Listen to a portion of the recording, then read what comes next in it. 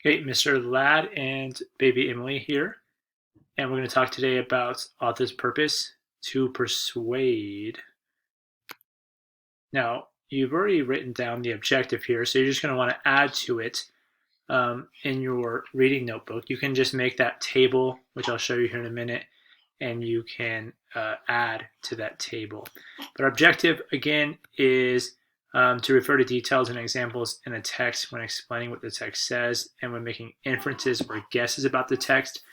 Determining the author's purpose is a type of inference because most of the time, again, authors don't tell you exactly why they're writing what they are writing, right? So if you read a piece of literature like Harry Potter, the author, J.K. Rowling, is not going to say, oh, sorry, baby sneeze, I'm writing this book today to entertain you, right? There's going to be, it's not going to be that obvious. So you'll have to make a guess based on what you know about author's purpose.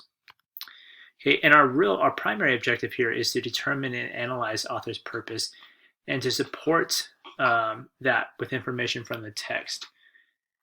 Now, why do we want to do this? Well, we want to do this because if you can determine and analyze author's purpose, then it will help you to understand what you are reading a little bit better.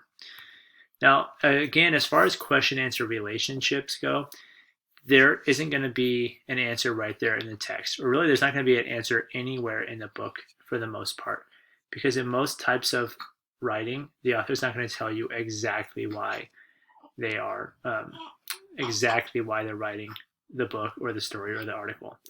Okay, so this is always going to be more of an author and you type situation where you're collecting information from the book, the story, the article, and then you're thinking about what you know to be true beyond what the text says. So this will always be an author and you kind of question here.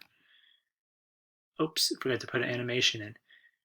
Okay, well, why should you do this? It's again because our primary goal when we read is to comprehend, is to understand what we're reading.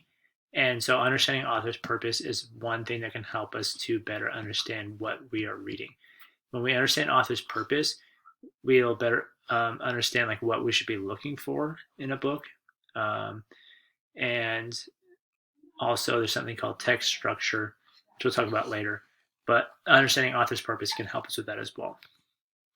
Okay, now remember yesterday we talked about entertaining, books that entertain. Today we're talking about books that persuade. And not just books, but articles and other things as well. So the purpose of persuading is to convince the reader of a certain point of view. So to make someone see things in the way that you see them, to make someone agree with an idea. And so that's often part of newspaper opinion articles, right, where someone's telling you what their opinion is, or advertisements, right, where someone's trying to convince you to buy something, to do something, to like something. Can you think of any others that you have read where the author's purpose was to persuade? Go ahead and think about that. And today you'll actually be looking at a book that I think has the intention of trying to persuade you as well. So we'll have to add that to the list mentally. Oh, there we go. Okay, final thought here. Remember that a book doesn't just have one, a story, an article doesn't just have one purpose, right? It can be that you have a book that is meant to entertain you, but that it also persuades you as well at the same time. And so just keep that in mind as you read. And also, a lot of times when we read something, even just for entertainment, we can learn from that as the characters learn as well. Okay, that's it for this video. Ciao for now. Bye.